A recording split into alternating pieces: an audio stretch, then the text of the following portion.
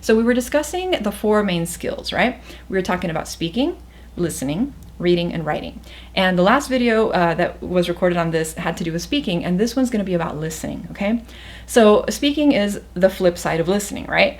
And the great news about listening is that because there are so many videos out there, it's much easier for a student to get listening practice from watching YouTube videos in Spanish, whether they're instructional videos that are, specifically created for foreign language learners, or whether it's by watching what are called authentic materials. You can watch a movie, online in Spanish with or without subtitles. There's so much listening material out there that learners can get their hands on.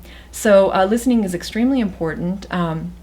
When I was teaching English as a second language or English as a foreign language, my experience is that listening really was the most challenging of the 4 skills for students to master.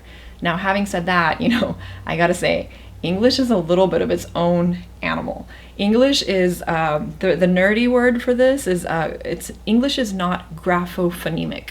What that means is that the graphemes and the phonemes don't correspond. What that means is that when you see English, the way that it's written and the way that it's pronounced to a foreigner look nothing alike. So when they're doing listening, if they've been reading a lot, then they're expecting to hear sounds other than what actually is happening, right?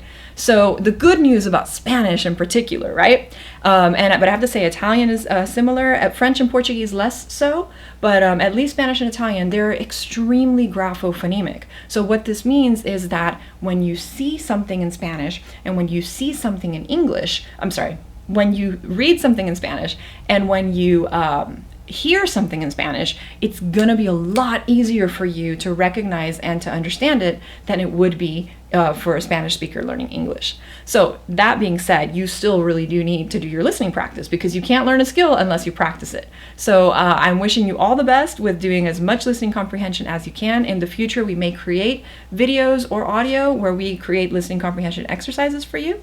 And so, the next video that we're going to do is going to be on the topic of reading. And then after that, we'll do one on writing. Thanks. See you next time.